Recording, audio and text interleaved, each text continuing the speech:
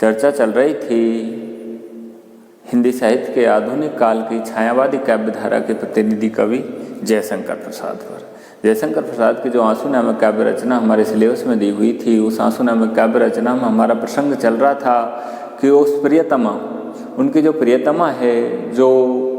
जयशंकर प्रसाद को इस लोक में छोड़कर परलोक सिधार चुकी है, अर्थात परमात्मा का स्वरूप बन चुकी है, ऐसी उस प्रियतमा को वो संबोधित करते हुए कह रहे थे। उस प्रियतमा को संबोधित करते हुए उन्होंने उसके संयोग और वियोग के जो भी क्षण है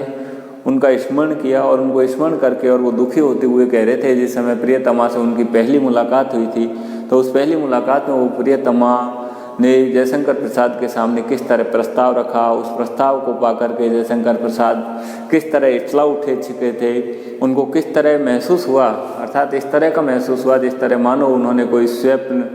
सुबह का स्वप्न देख लिया हो और वो साकार हो रहा हो। तो ऐसी उन बातों को स्मरण करते हुए वो कह रहे थे जयशंकर प्रसाद जी, और लास्ट में उन्होंने कहा था कि सचमुख पे घूंघट डाले,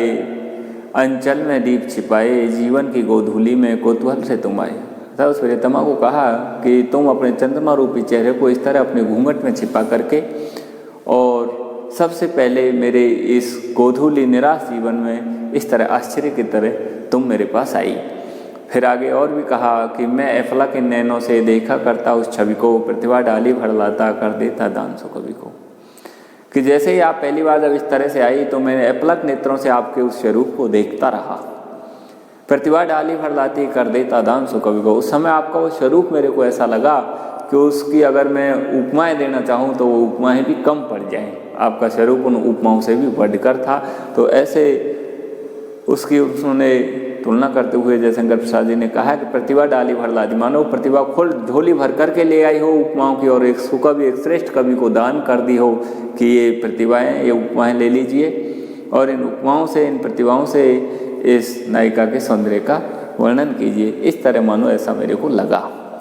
आगे देखिए, यहाँ तक हम बातें कर चुके थे। इसके बाद अगला जो पद्यांश है जयशंकर प्रसाद जी का, वो है निर्झर सा झिरझिर करता माधवी कुंज छाया में, चेतना बह जाती थी हो मंत्र मुग्ध माया में। देखिए, जैसे उस प्रियतमा का उनका पहला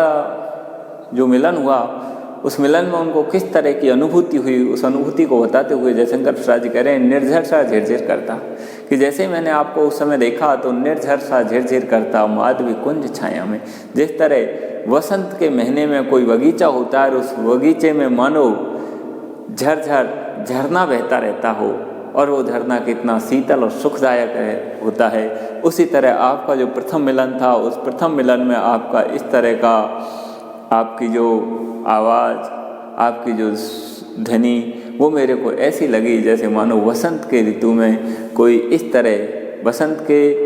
वसंत की ऋतु में कोई इस तरह बगीचे में कोई इस तरह झरने की कलकल ध्वनि सुनाई दे रही हो, संगीत की तरह आपकी वो मधुर आवाज़ मेरे को लगी जो प्रथम मिलन के समय थी। उस बात का वर्णन करते हुए कवि ने कहा है कि निर्झर सा झिरझिर करता माधवी कुंज छाया में, चेतना बह जाती थी हो मंत्र मुग्ध माया में। चेतना बह जाती थी, अर्थात जैसे ही आपने इस तरह झरने की बसंत ऋतु के समय बगीचे के उस झरने की कलकल ध्वनि की तरह जब आपने इस तरह मुलाकात की तो चेतना बह जाती थी। आपकी उस ध्वनि को सुनकर के मेरे जो होश था वो सब खो गया था, चेतना बह जाती थी हो मंत्र मुग्ध माया में, और मैं आपके उस वाणी के उस स्वर में इस तरह से मंत्र मुग्ध सा हो गया। अर्थात मंत्र मुग्ध होने का मतलब है आपके प्रति आकृष्ट हो गया, अर्थात आपके उस स्वरूप को देखकर, आपके उस झरने जैसी उस मधुर वाणी को सुन करके, और मैं आपके वशीभूत हो गया। मंत्र मुग्ध होना का मतलब है जिस तरह मंत्रों से किसी को मोहित कर लिया जाता है, उसी तरह आपकी उस वाणी ने मेरे को मोहित कर लिया, और मोहित होकर के मैं अपने आप को इस तरह खो गया, अपने आप का होश खो गया। चेतना बह जाती का मतलब है मैं अपने आप के होश को खो गया और आपके आकर्षण में इस तरह बंध गया। इस तरह वो प्रियतमा को संबोधित करते हुए कह रहे हैं। फिर आगे कह रहे हैं कि घन में सुंदर बिजली सी, बिजली में चपल चमक सी, आँखों में काली पुतली, पुतली में श्याम झलक सी। अब देखिए, उस प्रियतमा की उस प्रथम मुलाकात के समय उसकी जो आँखों का सौंदर्य, उसका वर्णन करते हुए जयशंकर प्रसाद जी अब उस प्रियतमा को संबोधित करते हुए कह रहे हैं, उसकी पुरानी जो बातें हैं उनको स्मरण करते हुए कह रहे हैं, क्या कह रहे हैं, घन में सुंदर बिजली सी, अर्थात आपका वो उस समय का जो सौंदर्य था वो किस तरह था, घन में सुंदर बिजली सी। जिस तरह बादलों में एक सुंदर बिजली होती है, बादल तो यहाँ क्या है,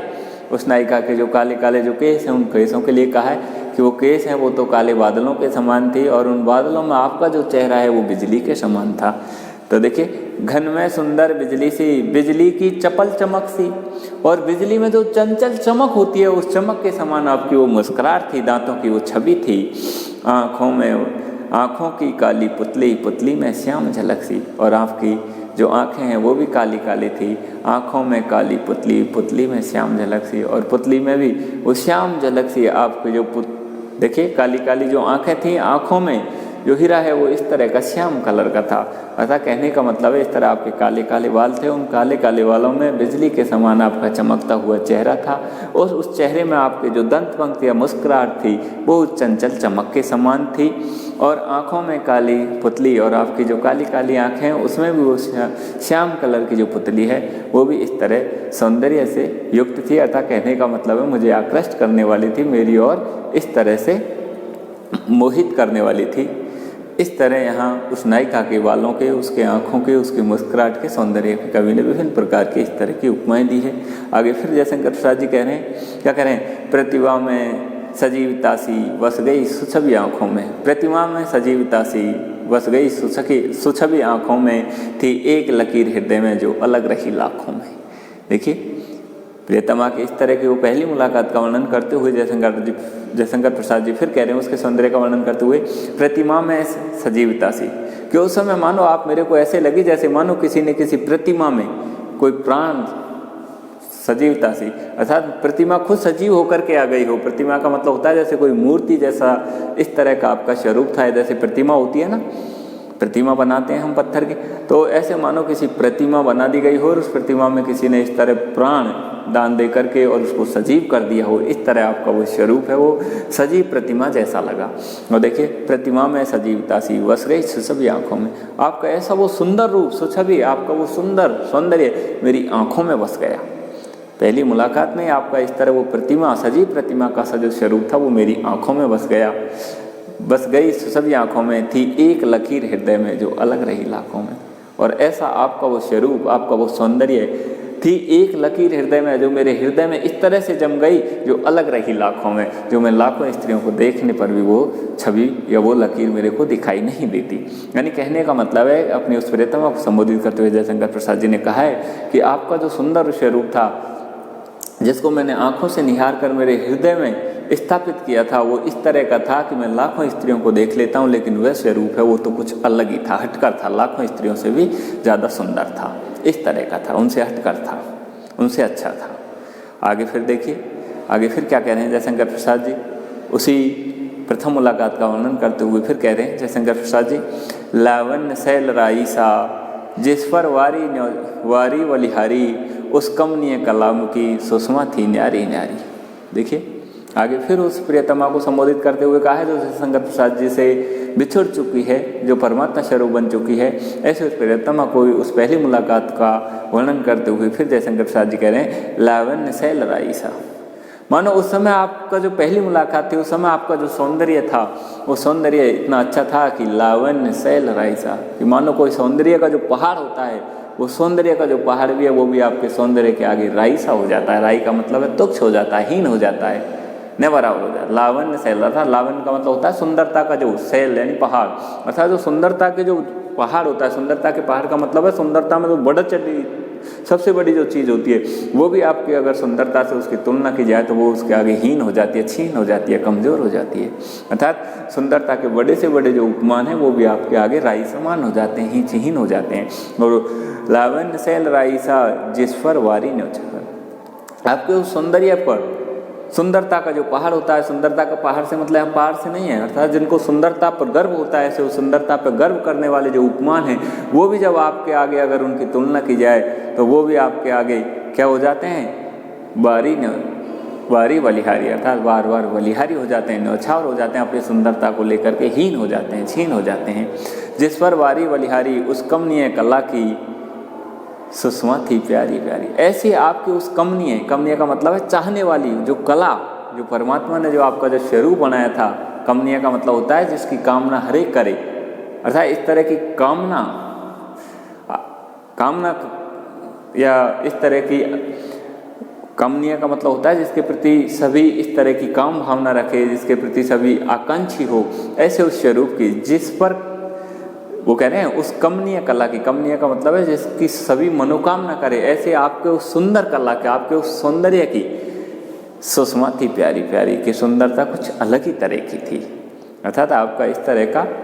जिसके प्रति सभी, कमनीय का मतलब होता है काम भावनाओं से देखने वाले, इस तरह की आपकी जो कला थी, आपका जो इस तरह का सुंदर स्वरूप था, उसकी तो कुछ न्यारी सुंदर सुषमा थी, कुछ अलग ही तरह का था। माना कि रूप सीमा है सुंदर तबचर यौवन में, पर समा गए थे मेरे मन के निस्सीम गगन में। आगे देखिए जयशंकर प्रसाद जी उस प्रियतमा के उस सुंदर स्वरूप का वर्णन करते हुए फिर कह रहे हैं, देखिए क्या कह रहे हैं, थोड़ा अतिशयोक्ति अलंकार है, बड़ा चढ़ा कर बताया जा रहा है। तो देखिए क्या कह रहे हैं, माना कि रूप सीमा है, ऐसा माना जाता है कि रूप की भी एक सीमा होती है। अर्थात रूप का मतलब होता है सुंदरता की भी एक सीमा होती है, और वो कब होती है, सुंदर तब चिर यौवन में, जब शरीर चिर युवा अवस्था में पहुंच जाता है। अर्थात चरम युवा अवस्था में सौंदर्यता की चरम अवस्था होती है युवा अवस्था। तो युवा अवस्था जब चरम अवस्था पर पहुंच जाती है, उस समय सौंदर्य की जो पराकाष्ठा है वो अंतिम अवस्था में पहुंच जाता है। सौंदर्य का जितना बढ़ चढ़ा स्वरूप है वो चरम युवा अवस्था में दिखाई देता है। तो आपका वो स्वरूप है वो भी उस समय आपकी उस युवा अवस्था में दिखाई दे रहा था। ऐसा उस प्रियतमा को संबोधित करते हुए कवि ने कहा है कि माना कि रूप सीमा है। माना कि रूप का मतलब होता है सुंदरता की भी एक सीमा होती है, और वो कब होती है, सुंदर तब चिर यौवन में। वो सुंदरता कब दिखाई देती है, जब यौवन है वो चरम अवस्था में पहुंच जाता है, तब दिखाई देती है। पर समा गए थे मेरे मन के निस्सीम गगन। आगे देखिए क्या कहा है, उस प्रियतमा को संबोधित करते हुए जयशंकर प्रसाद जी कहते हैं कि रूप की भी, सौंदर्यता की भी एक सीमा होती है। जब वो युवा अवस्था की या चरम युवा अवस्था में होता है, तब सौंदर्यता की भी एक सीमा होती है। अर्थात कहने का मतलब है सौंदर्यता का जितना बड़ा चढ़ा स्वरूप होता है वो चरम युवा अवस्था में दिखाई देता है। उसी तरह आप में भी सौंदर्यता का जो सीमा थी वो तब दिखाई दे रही थी जी आप चरम अवस्था में थी, लेकिन पर समा गए थे मेरे मन के निस्सीम गगन में। तो देखिए क्या कहा है कि आपकी जो सौंदर्यता की जो चरम अवस्था थी वो भी कहाँ समा गई, पर समा गए थे मेरे मन के निस्सीम गगन में। अर्थात मेरा मन है वो भी उसी तरह निस्सीम का मतलब है सीमा रहित हो रहा था। आपके उस चरम सौंदर्य को समाने के लिए मेरा मन है वो भी इस तरह निस्सीम का मतलब है सीमा रहित हो रहा था, अर्थात वो भी बढ़ रहा था। देखिए कवि ने कहा है, कवि ने अपनी प्रियतमा को संबोधित करते हुए कहा है कि आप जब चरम युवा अवस्था में थी तो सौंदर्य है वो पूर्ण रूप से आपके उस शरीर में सौंदर्य झलक रहा था, लेकिन जैसे जैसे आपका सौंदर्य बढ़ रहा था वैसे वैसे ही मेरा मन है वो आपके सौंदर्य को समाने के लिए वो भी निस्सीम हो रहा था, अर्थात वो भी सीमा रहित हो रहा था, वो भी बढ़ रहा था। और इस तरह उस बढ़े हुए मन में आपका वो सौंदर्य है वो पूरा समा गया था। इस तरह का आपका वो सौंदर्य था, इस तरह आपके बढ़ते हुए सौंदर्य को देखकर मेरा मन है वो भी उसी तरह बढ़ रहा था उसको समाने के लिए। इस तरह यहाँ कवि ने उस प्रियतमा को संबोधित करते हुए कहा है। आगे फिर कहा है, क्या कहा है, वांधा था विद को किसने इन काली जंजीरों से, मणि वाले फणियों का मुख क्यों भरा हुआ हीरों से। अब देखिए प्रियतमा की उस मांग या उस सिंदूर का वर्णन करते हुए कवि ने कहा है उसका जो श्रृंगार है उस श्रृंगार में उसने प्रियतमा ने जैसे जो वो है अपनी जो मांग है उस मांग में उन्होंने जो टीका नथ वगैरह है वो पहना हुआ है। तो उस सौंदर्य का वर्णन करते हुए जयशंकर प्रसाद जी कह रहा है, वांदा था विद को किसने इन काली जंजीरों से। देखिए वांदा था विद को किसने, मानो आपके उस चेहरे को, जो चंद्रमा रूपी जो चेहरा था उसको देखकर ऐसा लगा जैसे बांधा था विद को किसने, कि जैसे मानो आज चंद्रमा रूपी चेहरे को बांध लिया हो किसने, इन काली जंजीरों से, मानो किसी ने इन काली जंजीरों से बांध लिया हो। अब देखिए काली जंजीरें किसके लिए कहा गया है, यहाँ जयशंकर प्रसाद जी ने अपनी जो प्रियतमा है उसकी जो चोटी है, बालों की जो चोटियाँ जो उसने बना रखी है चोटियाँ, ऐसे उन चोटियाओं के लिए कहा है कि उसकी जो काली काली चोटियाँ है वो चोटियाँ ऐसे लग रही है जैसे मानो काली जंजीरें हो, और उन जंजीरों ने मानो नायिका के उस चंद्रमा रूपी चेहरे को बांध रखा हो। बांधा था विद को किसने इन काली जंजीरों से, मणि वाले फणियों का मुख क्यों भरा हुआ हीरों से। मणि वाले फणियों का मुख, अब देखिए फणी कहते हैं सर्प को, और मणिधारी सर्प। तो देखिए कवि ने कहाँ तुलना की है, कहते हैं ना साहित्य में कि जहाँ नहीं पहुँचे रवि वहाँ पहुँच गए कवि। अब प्रियतमा जो है जयशंकर प्रसाद जो प्रियतमा है उसने इस तरह से मांग सूंघ रखी है, और अपने बालों की जब मांग सूत्र किया तो उस मांग के भीतर उसने जो भी नथ है, टीका है, वो लगा रखा है। तो वो नथ है जिसमें विभिन्न प्रकार के जो हीरे मोती जड़े हुए हैं। तो ऐसा लग रहा है जैसे मानो उसकी दोनों जो मांग है दोनों साइड की, वो तो है सर्प का दोनों तरफ के फण, और बीच में उसका है वो मुख है, और मुख में मानो मणि रखी हुई हो। तो देखिए कवि ने कहा है उस नायिका के बालों के सौंदर्य का वर्णन करते हुए कहा है कि मणि वाले फणियों का मुख, कि मानो ऐसा लगा कि आपके चंद्रमा रूपी चेहरे को मानो काली जंजीरों ने बांध रखा हो, और आपकी उस मांग को देखकर ऐसा लग रहा है जिसमें विभिन्न प्रकार के हीरे मोती जड़े हुए हैं। ऐसी उस मांग को देखकर ऐसा लग रहा है जैसे मानो मणि वाले फणियों का मुख, जैसे मानो मणिधारी कोई सर्प हो, और उन सर्पों का जो मुख है वो मानो क्या है, भरा हुआ हीरों से। मानो आज हीरों से भरा हुआ है, विभिन्न प्रकार के हीरे जवाहरात जो उसमें जड़े हुए हैं उनसे वो भरा हुआ है। इस तरह आपकी उस मांग के उस सौंदर्य को देखकर ऐसा महसूस हो रहा है, ऐसा लगा मेरे को, कवि कह रहा है। फिर आगे फिर कह रहा है कवि, देखिए वही पहली मुलाकात का वर्णन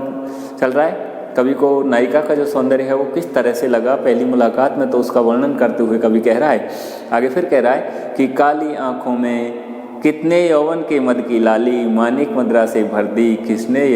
नीलम की प्याली। अब देखिए नायिका के आंखों के सौंदर्य का वर्णन करते हुए कहा है जयशंकर प्रसाद जी ने, क्या कहा है, काली आंखों में कितनी यौवन के मद की लाली। अब आपने देखा होगा जैसे युवा अवस्था आती है तो हमारी जो आंखें होती है वो बाल अवस्था में बिल्कुल सफ़ेद होती है। जैसे जैसे युवा अवस्था के लक्षण दिखाई देने लग जाते हैं तो आंखों में लालिमा सी की डोरियाँ बन जाती है, लालिमा सी की इस तरह की रेशे से बन जाते हैं। तो